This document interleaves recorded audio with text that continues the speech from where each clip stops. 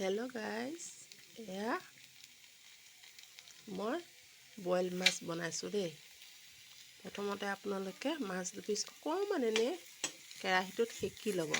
সেকি ল'লে যে একদম মানে এই মাছৰ কেঁচা গোন্ধটো নাইকিয়া হৈ যায়। আপোনালোকে সেকি ল'ব। তাৰপাছত মই এইখিনি বস্তু দি দিওঁ বইল মাছত, এইখিনি লাই শাক, তাৰপিছতে জলকীয়া, পিঁয়াজ, আলু, ৰঙালাও, বিলাহী, আদা নহৰু থেতেলা, ওলকবি, গাজৰ, যি আছে পাচলি আপোনালোকে চব দি দিব। দি পেলাই আপোনালোকে কেতিয়াবা নাইকিয়া হৈ যায়গৈ। তাৰপিছত আদা নহৰুখিনি দি দিব। শাকখিনি বাদে গোটেইখিনি পাচলি দি দিব আপোনালোকে। এয়া জলকীয়া পৰা আদি কৰি গোটেইখিনি দি দিব।